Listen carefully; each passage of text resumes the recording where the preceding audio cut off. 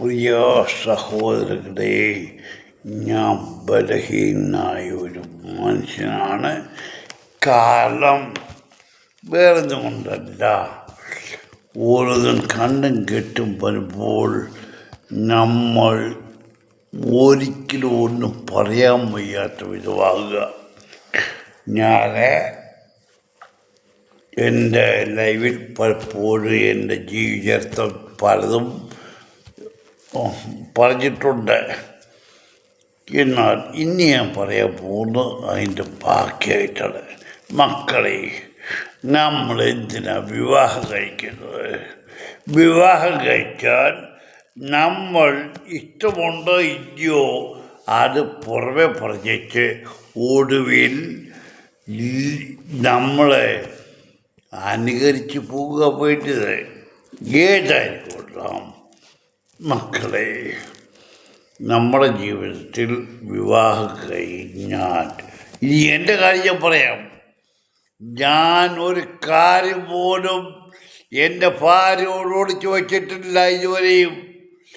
വിവാഹത്തിന് മുമ്പ് വരെ പല കാര്യങ്ങളും ഞാൻ തുറന്നു പറഞ്ഞിട്ടുണ്ട്. അത് കഴിഞ്ഞിട്ടുമാണ് ഞാൻ അവളെ കല്യാണം കഴിച്ചത്. എന്നിട്ടും അതുപോലെ ഇവിടെ ഒരു ചേട്ടത്തിയുണ്ട്, അതിന് അവളെക്കുറിച്ച് പറഞ്ഞില്ല.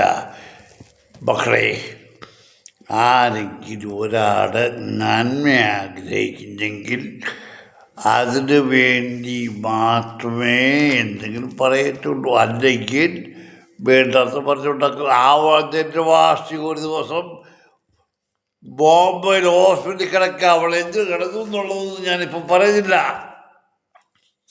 ഞാൻ എൻ്റെ കുഞ്ഞുങ്ങളും ഭാര്യയുമായിട്ട് അവിടെ ചെന്നു. ഹോസ്പിറ്റലിൽ ചെന്നപ്പോൾ അവള് എൻ്റെ ഭാര്യയ്ക്കൊക്കെ പറയാ, നിന്റെ ഗേൾ ഫ്രണ്ട്, പേര് ഞാൻ പറഞ്ഞില്ല, അവള് മഹാസാധനമാണ്. എന്താ എൻ്റെ ഭാര്യയെ കേട്ടപ്പോൾ ചിന്തിക്കുമെന്ന് അവൾ വിചാരിച്ചും. പക്ഷെ ഭാര്യയ്ക്ക് അറിയാമായിരുന്നു ഇങ്ങനൊരു ബന്ധമുണ്ടായിരുന്നുള്ളത്. അത് പോട്ടെ. അപ്പം ഞാനൊരു കാര്യം ചോദിച്ചു, ആരും ഞാൻ പറയുന്നില്ല, പോട്ടെ. മക്കളെ, എന്നാലും 19 വർഷമായി നമ്മൾ വിവാഹ ജീവിതം കഴിയുന്നെങ്കിലും നമ്മൾ ഇതുവരെ അന്യനെ മനസ്സിലാക്കിയില്ല. ഇനി ഏത് കാലത്താണ് നമ്മൾ മനസ്സിലാക്കുന്നത്? ഞാൻ ഒരു നല്ലവനായിട്ടല്ല, ഓരോ കാര്യങ്ങളും പറഞ്ഞു കൊടുക്കും ഓരോർക്കും വേണ്ടി. എൻ്റെ ഭാര്യയോട് പല കാര്യങ്ങളും ഇക്കാലം വരെ പറഞ്ഞു കൊടുത്തിട്ടുണ്ട്. പക്ഷേ ഈ പ്രയോജനം എന്തുവാ? എനിക്കുണ്ടായ സംഭവങ്ങളൊന്നും ഇനി ഞാൻ പറഞ്ഞത് ഞാൻ ഒരിക്കലത് ജീവനോടിരിക്കുകയാണെങ്കിൽ ഒരു ഫിലിമായി എടുത്തിട്ട് പുറത്തു വിടും. അത് പോട്ടെ. ഞാൻ എൻ്റെ ബെഡ്റൂമിൽ കിടക്കുക. എൻ്റെ കൂടെ കിടന്ന ഭാര്യ എഴുതി പോയി പട്ടിക ഓരോക്കെ എന്തോ ഞാനതൊന്നും നോക്കാൻ പോകുന്നില്ല. കാരണം എൻ്റെ കാര്യങ്ങൾ ഞാൻ ചെയ്യുന്നുണ്ട്, അതിനൊരു കുഴപ്പമില്ല.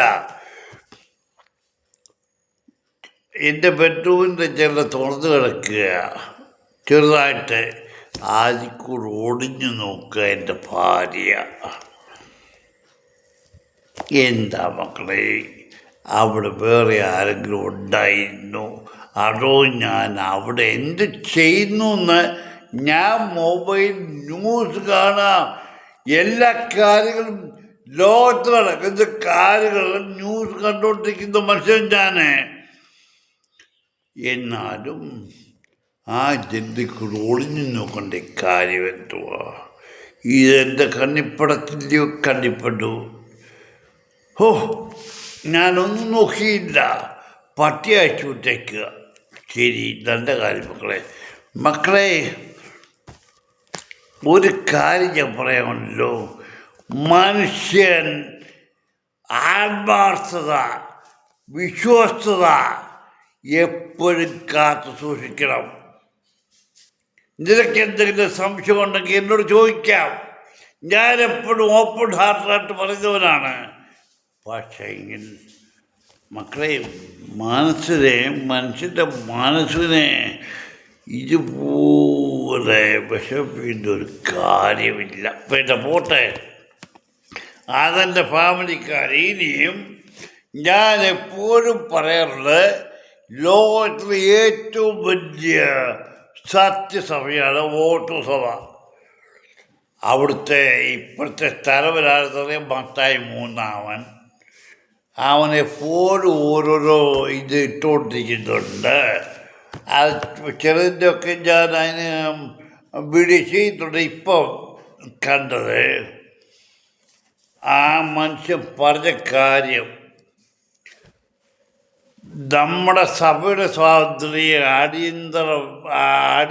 അടിയറ വയ്ക്കാനുള്ളതല്ല. സഭ ആരുടേതാണ്? ദൈവത്തിൻ്റെയാണ്.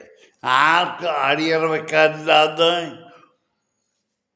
നിങ്ങൾ തന്തയ്ക്ക് വെറുക്കാത്ത പുരോഹിതവർഗമേ, നിങ്ങൾ ഓട്ടോസുതാവും യാക്കോബായിട്ടുള്ള വഴക്കിന് നിങ്ങൾ ഒരേ പറയാ സഭയുടെ നിനക്ക് എന്തോ സ്വാതന്ത്ര്യമാ? നിന്നെ ആരാ ഈ ജോലി ഏൽപ്പിച്ചത്? നീ ആദ്യവും കള്ളക്കാതോലിക്കാൻ നീ ഒന്ന് പറ. ദൈവം നിന്നെ ഏൽപ്പിച്ചോ? തോമാശ്രീയെ ഏൽപ്പിച്ചോ? നിങ്ങളെ തോമാശ്രീയുടെ ചരിത്രമൊക്കെ പറഞ്ഞിട്ട് കുറച്ചൊരു വീഡിയോ ചെയ്ത് അതിന് മറുപടി ഞാൻ ഇട്ടിരുന്നു. ഇപ്പോഴും ഞാൻ ചോദിക്കുക, തോമാശ്രീയെ സ്ഥാപിച്ച സഭയാണ് ഓട്ടോ സഭ. നിങ്ങൾ പറയുന്നു തോമാശ്രീ ഇത്രാമത്തെ ആണ്ടിൽ വന്നു അവിടെ കള്ളി കാളയായെങ്കിൽ, അതായത് അല്ലവർ ശങ്കരപുരി, അവിടുന്നെല്ലാം ആ എല്ലാ കുടുംബങ്ങളിൽ നിന്നും പുരോഹിതന്മാരെ വെട്ടാൻ വായിച്ചു. ഏത് കാലത്ത് ഈ ശങ്കരപുരിയോ കള്ളി കാളിയാങ്കൽ കുടുംബങ്ങളുണ്ടായി? ഏടാ കാതോലിക്ക നിനക്കൊന്ന് പറയാമോ? നീ ഏത് സമയത്ത് നിന്റെ കുടുംബം ഉണ്ടായതെന്ന് നിനക്ക് പറയാമോ? അത് കഴിഞ്ഞിട്ട് ബാക്കി പറ. നീയൊക്കെ ഇപ്പോൾ അമ്മയുടെ ഇൻക്ലൂഡ് പറയില്ല. ഈയിടെ അടുത്ത ദിവസങ്ങളിൽ പുത്തയ്യ കൊച്ചു തിരുമേനി, പി ലക്ഷ്മിദോസ്,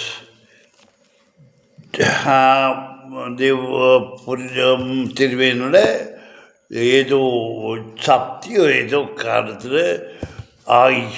100 പേർക്ക് ഡയാലിസിനുള്ള കാശ് കൊടുത്തു. അപ്പം ഞാൻ അന്വേഷിക്കാൻ പോയില്ല. ഏതായാലും എൻ്റെ ഉദ്ദേശം, ഞാൻ ഒരു കാര്യം ചോദിക്കുക, ഈ 100 പേര് ഡയാലിസിസ് ചെയ്യുന്നവർക്ക് എത്ര ദിവസത്തേക്ക് ഒരാഴ്ച എത്ര ദിവസം ഡയാലിസിസ് ചെയ്യുന്നുണ്ട്? അവർ ഈ 100 പേർക്ക് എങ്ങനെ നിങ്ങൾ കാശ് കൊടുത്തു? അതിലും നല്ലതല്ലേ നീയൊക്കെ കുണം പിടിക്കാതെ കൊണ്ട് നീയൊക്കെ കൊടുത്തു എന്ന് കേൾവി കേൾപ്പിക്കാനാ? ഒരു ഡയാലിസിസ് യൂണിറ്റ് ഉണ്ടാക്കിയ എന്താ? അവിടെ ഇവരെ ഡയാലിസിസ് ചെയ്യേ, അവരത് തുച്ഛമായ കാശും മേടിച്ചു. പക്ഷെങ്കിൽ ഇനിയൊന്നും അതല്ല. നീയൊക്കെ ഈ പേര് പറഞ്ഞിട്ട് കീശ വീർപ്പിക്കുന്ന തന്തയ്ക്ക് പറക്കാത്തവന്മാരാ ഓർസഭയിലെ എല്ലാവന്മാരും. ഇപ്പം പുറത്തേക്ക് അവർ ഇരിക്കുന്നതാരെന്നറിയോ? കാതോലിക്കായുടെ സാങ്ങിയ വികാരി. അതിന് മുമ്പ് ഉണ്ടായ പല സംഭവങ്ങളും ഞാൻ പറയാം. അതൊന്നും ഞാൻ പറഞ്ഞിട്ട് കാര്യമില്ല. അവരൊക്കെ അനുഭവിച്ചു, പറയുന്നില്ല. ഇവനും അനുഭവിക്കാൻ പോവുക. ഞാൻ ഈ കൂടുതൽ പറയുന്നില്ല. ഏതായാലും ക്രിസ്തീയ സഭയെ നശിപ്പിക്കാനായിട്ട് ഇറങ്ങിയ കുറേ ദിവ്യാഗ്രഹ മോഹികൾ ഇവനെ കാതോലിക്ക ഈ രൂപത്തിൽ പ്രവർത്തിക്കുന്നത് നിങ്ങൾ ആരെങ്കിലും ഒന്ന് പരിശോധിച്ച് നോക്കിയാൽ അറിയാം. ദൈവം കരുതപ്പുറത്ത് വന്നെങ്കിൽ ഈ കഴിവറ മോൻ ഏറ്റവും മുന്തിയ വിലയുള്ള കാറയിലാണ് വരുന്നത്. അവന് ജയ് വിളിക്കാനായ ആൾക്കാരും. എനിക്ക് പ്രശ്നമില്ല മക്കളെ, നിങ്ങൾ പൊക്കിക്കൊണ്ട് നടന്നോളീ. ഓർത്തഡോക്സ് സഭയിലെ വിശ്വാസികളെ നിങ്ങൾ പൊക്കിക്കൊണ്ട് നടന്നോളീ. നിങ്ങൾ എന്തുകൊണ്ട് ഇവൻ്റെ പുറകെ പോകുന്നു എന്ന് എൻ്റെ സത്യാവസ്ഥ ഞാൻ പറഞ്ഞു തരാം നിങ്ങൾക്ക്. നിങ്ങൾ ബൈബിൾ വായിക്കുന്നില്ല, അതുകൊണ്ടാണ്. നിങ്ങൾ ഈ കള്ളന്മാർ പറയുന്ന 4 വാക്യങ്ങൾ കേട്ടിട്ട് അവർ പറയുന്നത് കേട്ട് ആദ്യം വിശ്വസിച്ച് പോകുന്നു. അല്ലാതെ നിങ്ങൾ ബൈബിൾ ശരിയായിട്ട് വായിക്കരുതെങ്കിൽ ഒരിക്കലും ഇവൻ്റെ പുറകെ പോകത്തില്ല. ഇവരെന്തിന് ഞാൻ ചോദിക്കുന്നു, ഒരു ക്രിസ്ത്യാനി, അതായത് ഓർത്തഡോക്സിലെ വിശ്വാസി മരിച്ചാൽ മറ്റു കാര്യങ്ങളൊന്നും ഞാൻ പറയുന്നില്ല, വിരിമടക്കുന്നൊരു കടമയുണ്ട്. ഒരു കർമ്മം, ആചാരമാണ്. എന്താണ്? ഫാദർ തോമസ് അമയിലോ കാതോലിക്കയോ അല്ലെങ്കിൽ ഓർത്തഡോക്സ് സഭയിലെ കള്ളന്മാരായ വിശ്വാസികളോ പറയട്ടെ, ഈ വിരിമടക്കുന്ന ആചാരം എന്താണ്? അതെന്തിനെ കുറിച്ചുള്ളതാണ്? നിങ്ങൾക്ക് പറയാമോ? ഏതെങ്കിലും തെറ്റുവാസി, ഞാൻ പെർലസിലുള്ള, നിനക്ക് ഏതെങ്കിലും പെർലസിലുള്ള വിശ്വാസിക്ക് പറയാമെങ്കിൽ പറ. വിരിമടക്ക് ഒരു വിശ്വാസി മരിച്ചാൽ അവൻ്റെ വീട്ടില് ആ ഡെഡ് ബോഡി വെച്ചിരുന്ന ബെഡ് വിരിച്ചിരുന്ന വിരി മടക്കുന്നതിന് വരെ ഒരു ശുശ്രൂഷയാ. അതിനൊരു പുരോഹിതൻ വന്നാൽ പോരാ, 2 പുരോഹിതന്മാരെങ്കിലും കുറഞ്ഞത്. കപ്പ്യാരുടെ ശുശ്രൂഷക്കാരൻ കൈമടക്കും വേറെ. മക്കളെ, നിങ്ങളൊക്കെ നന്മയിലേക്ക് വരും. ഈ പോക്കൊക്കെ എത്ര കാലം ഉണ്ടാകും എന്നുള്ളത് ഇനിയും അധികം ഒന്നും നോക്കിയിരിക്കണ്ട. നിങ്ങളൊക്കെ ഇപ്പോൾ എല്ലാം സ്വരൂപിച്ച് വെച്ചു. പറഞ്ഞിട്ടുണ്ട്, നിങ്ങളിവിടെ സ്വരൂപിച്ച് വെച്ചാൽ എല്ലാം നശിച്ചു.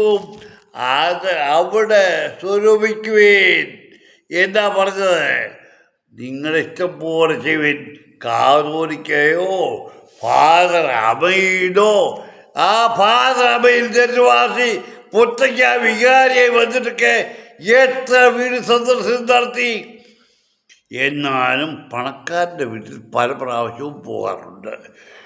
ഞാനിതിനെക്കുറിച്ച് പറയില്ല. ഞാനേതായാലും മക്കളെ, എൻ്റെ സഹോദരങ്ങളെ ഇതിനോട് പറയാനുള്ളത്, കുടുംബജീവിതം എന്ന് പറഞ്ഞാൽ അന്യോന്യം മനസ്സിലാക്കി ജീവിക്കേണ്ടതാണ്. തെറ്റും കുറ്റങ്ങളൊക്കെ ഉണ്ടാകും, അത് പറഞ്ഞ് തീർത്ത് അവിടെ തീർക്കണം. അല്ലാതെ ഒളിഞ്ഞും പാട്ടും വേണ്ട. ഞാൻ കൂടുതൽ പറയുന്നില്ല. നിങ്ങളോടൊക്കെ എനിക്ക് വളരെ സന്തോഷമുണ്ട്. നിങ്ങൾ എൻ്റെ വീഡിയോ കാണുക, അതിനെ ലൈക്ക് ചെയ്യുകയോ ഒന്നും സബ്സ്ക്രൈബ് ചെയ്തിട്ടുണ്ടെങ്കിൽ എനിക്കൊരു പ്രശ്നവുമില്ല മക്കളെ. എന്നാലും ഞാനായി തന്നെ മരണം വരെ ജീവിക്കും.